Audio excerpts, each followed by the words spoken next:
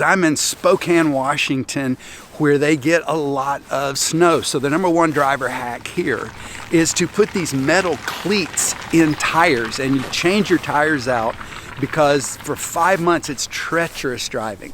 But when you put these tires on your car, you've got the grip that you need. And I think there's a huge life lesson in this for all of us, because we've entered into a season in the world where it is stormy time and things are slipping around and coming unglued, and a lot of people are coming unglued. And whereas the number one driver hack here is to put metal studs in your tires, I think the number one life hack in the next few years is going to be becoming grounded.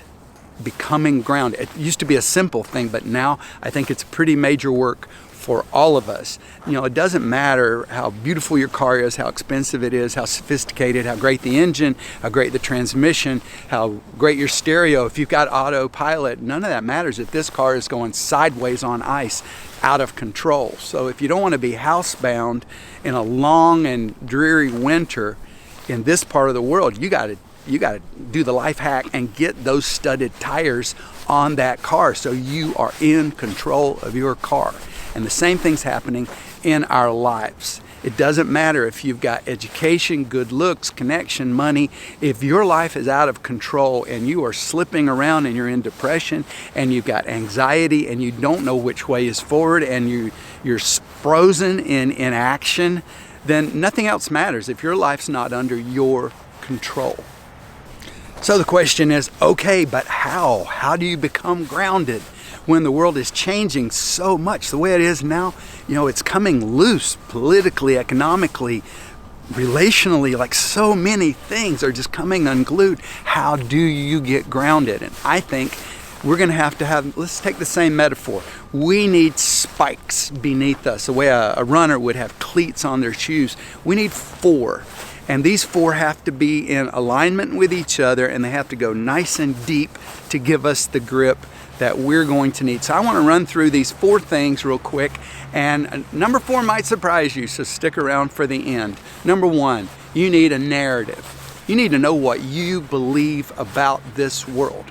What kind of world is this? Who are you? Who are the other characters in this drama? And what is their role in your life? And what's your purpose here? You need a narrative. And that's why the narrative is being fought over like never before. But there's a narrative. God's got one. His word has a straight line story that will give us the grounding that we need to know who we are as people and as humans in this world. So I think that is the first foundation of it. Well, once we get a worldview that we decide we are going to believe that worldview. That's what faith is. We take that into our heart and we say, this is the story that I believe. Then now we're oriented for our world. I think about Sherry and I travel constantly. We go all over the world. And when you don't really have a home and you live like a nomad, there are many mornings that I wake up and I don't even know where I'm at. And I have to sit and go back through my story, you know, and say, you're in Ethiopia, you're in a hotel, and it's, oh, okay, I got it now. Well, once I've got my story, I know how to move forward. Second stage in getting our cleats in the ground, the second cleat is mindset. There are thoughts you must not think, and there are thoughts that you must think a lot. And as my grandfather said, you can't stop a bird from landing on your head, but you can keep him from building a nest in your hair. And there are some thoughts, destructive, self-defeating thoughts that come into our mind, and we need to shoo those thoughts away and not focus on them. And a lot of these thoughts are coming to us through our mobile devices, and they will immobilize us. But there are other thoughts that are liberating, empowering, affirming thoughts. And they are the thoughts we need to get in our mind and feed on these thoughts. So I think the control of our mindset is going to be a huge part of our success in dealing with this transition age between the world as we have always known it and this new age that no one has ever lived in, and we honestly don't even know which direction things are going because there are a lot of possibilities out there. So we need to control our narrative, choose a narrative. If you don't believe the one in the Bible, you find something else. But I found comfort and I find clarity in the story of the Bible. The central spine, I'm not talking about every little Bible story, I'm talking about the center line of the Bible is an eye-opening revelation of what humans are all about. So there's all of that. It's the mindset that goes on top of a worldview. And now that leads us to the second half of our cleat setup. The third one is our network. We're all born into a network. Everybody has about 50 relationships. And the tragic thing about the COVID lockdowns was that for the first time ever, we began to treat other humans not as our very needed help. You know, the network, the net that holds us stable. That's how life has always been, and humans have always survived because we link up with each other. But during COVID, humans were now diseases, and we had to keep them away. So now, you know, people are still wanting to fist bump me and elbow touch me, and it's like, we need hugs. We need hugs and kisses and handshakes and embraces. We're humans, and this is how humans live. So surviving and thriving in this new crazy era is going to come from people, is going to come to people who are able to build a strong human network, and they are going to serve that network, and they are going to be served by that network. But the quality of the people in your circle, you're going to need to work on it. Like, you're going to have to invite, you're going to have to go the extra mile to build these relationships. And through these relationships, we'll get to number 4, which I think is very crucial and may be the point of it all. It might be that we have to go the first, second, and third cleat to get to the 4th one, which is meaningful work.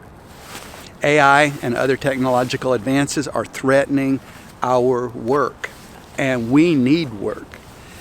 We're not just thinking machines.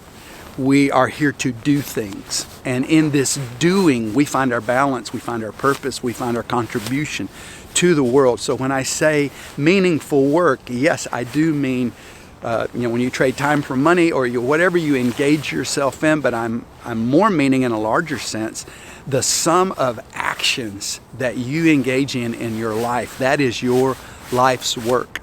If you somehow already had money and you never had to have a job, you still need to work, because that idleness, that not using your abilities, not contributing, not building anything, not multiplying what you are, that will just destroy a human. We can't live a purposeless life, and meaningful work is the cure for purposelessness.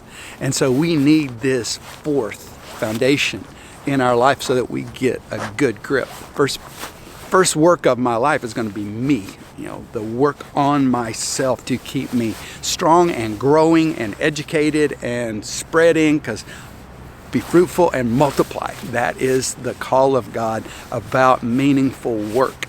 And I want to spend a whole year developing these concepts, these 4 cleats that will give us grounding and stability. I need it in my life. I think you need it in your life too. So hit that subscribe button so you don't miss any of our content that's going to come out this year.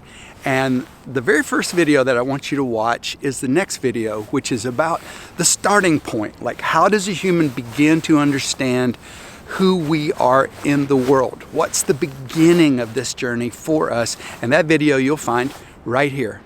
I'll see you next time.